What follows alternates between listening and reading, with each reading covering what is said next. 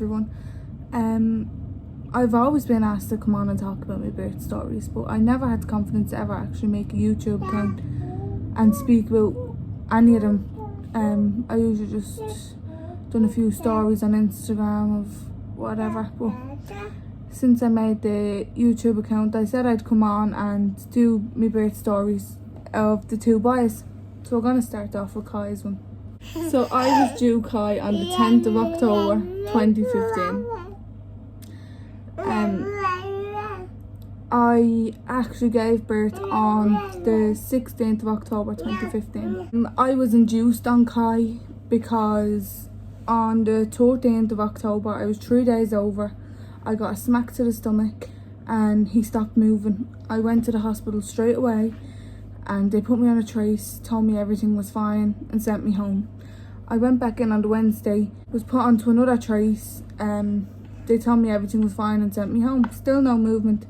I had my checkup on the Friday, and when I went into my appointment, I told the midwife that I was there on Tuesday and on Wednesday with no fetal movement. Because at every appointment you get asked how's your fetal movement and like all these questions. So I told her I didn't have any fetal movement, which I didn't, like I wasn't lying. So she done a scan on me straight away, like lay me down on the bed.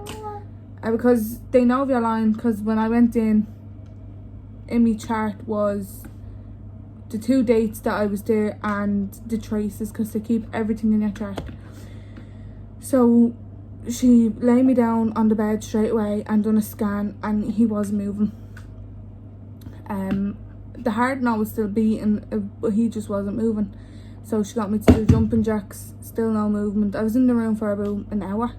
I had to drink Lucozade, cold water, everything you can imagine. Well, everything that they tell you to do when you say I have no fetal movement, they should have done it all in the little room with me. And still nothing. So they said to me, she said to me, we're going to book you in for an induction straight away. I wasn't planning to get induced or anything. I had nothing with me. I just thought this was my regular checkup and they were going to give me a date to be induced because I was already 6 days over.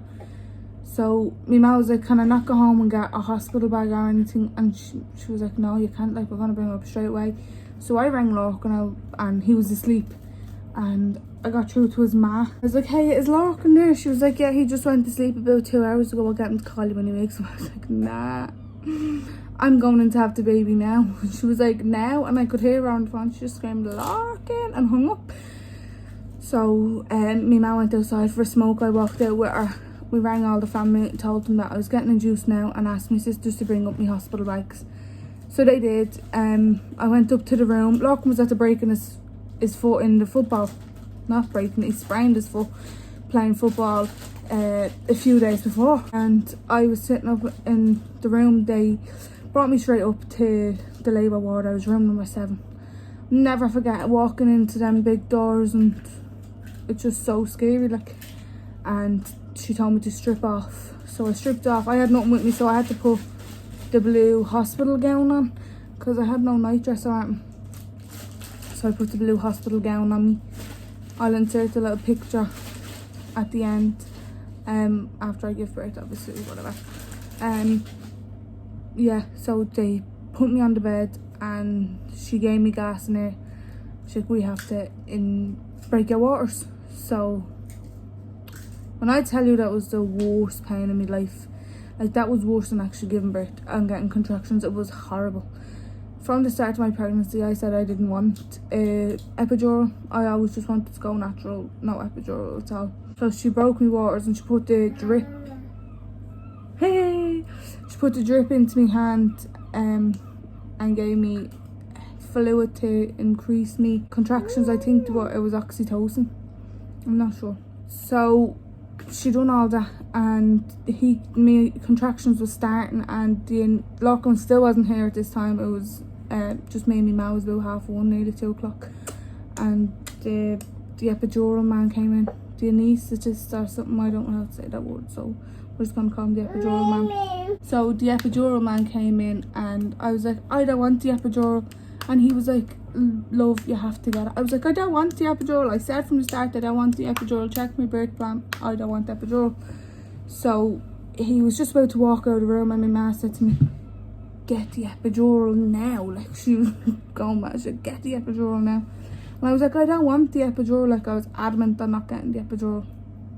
But then the midwife was like, no, actually, we're not going to let her go without getting the epidural. She'll tear herself, like, she'll do damage to herself without it. So I ended up getting it in, and while I was in the middle of getting it in, I could hear crutches coming down the hallway. There's Lachlan.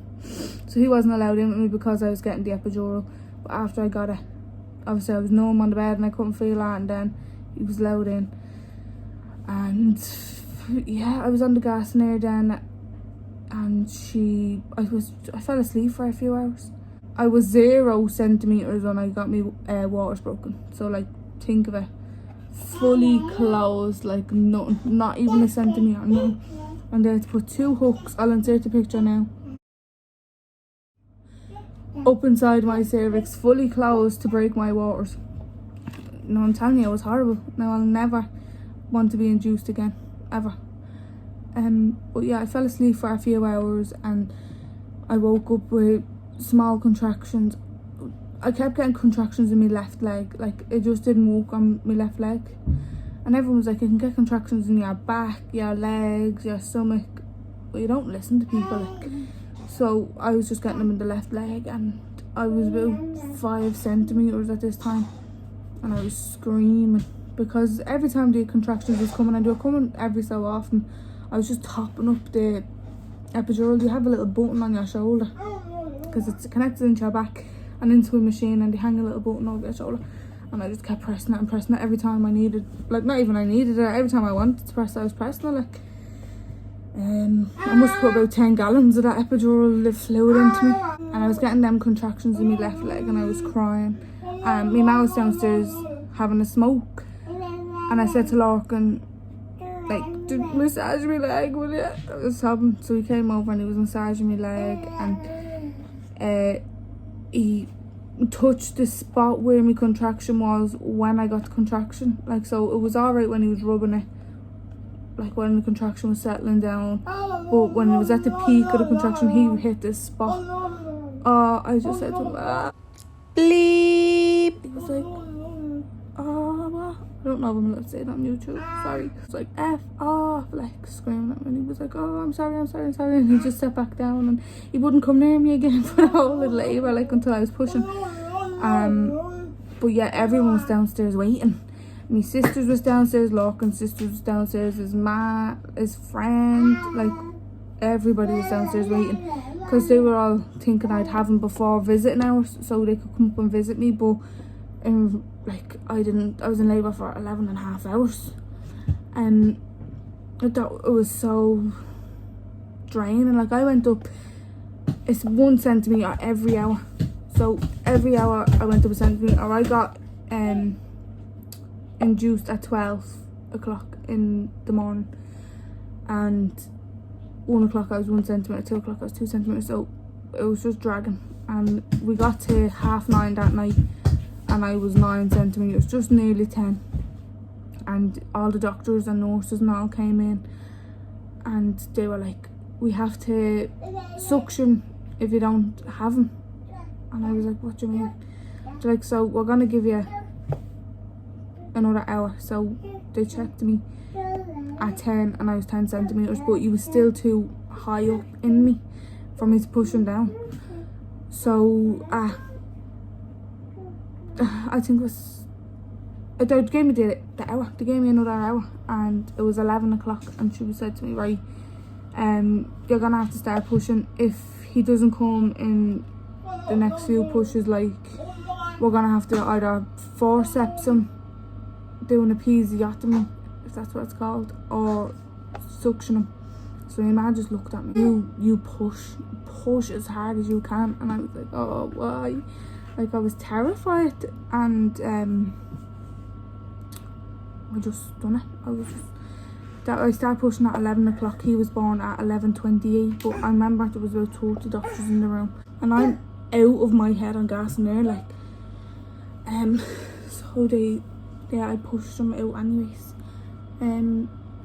He came out and he wasn't, but my man was in my ear, right, I was pushing, and my man was on this side and Lachlan was on this side, and I'm like pushing as you do, and here's my man here, and Lachlan's in that ear, and he's like as well, like pushing with me. I start screaming, "It's not effing you!" Started doing it, like, shut the F up.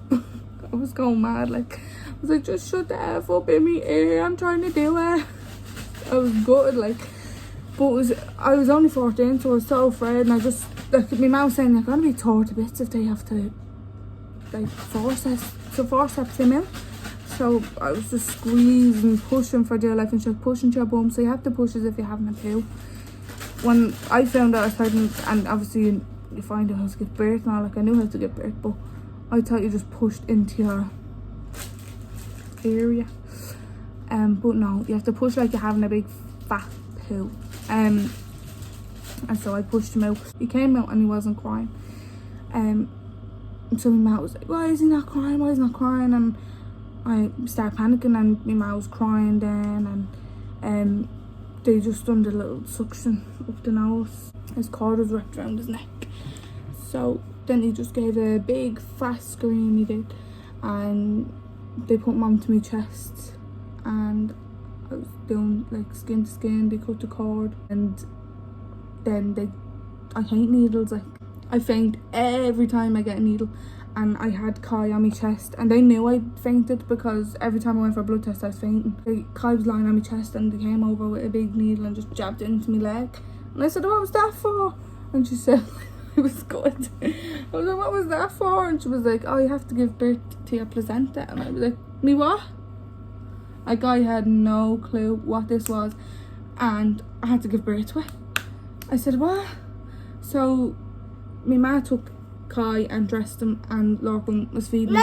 Lachlan was feeding him while I was giving birth to the placenta, and it's worse than giving birth to a child.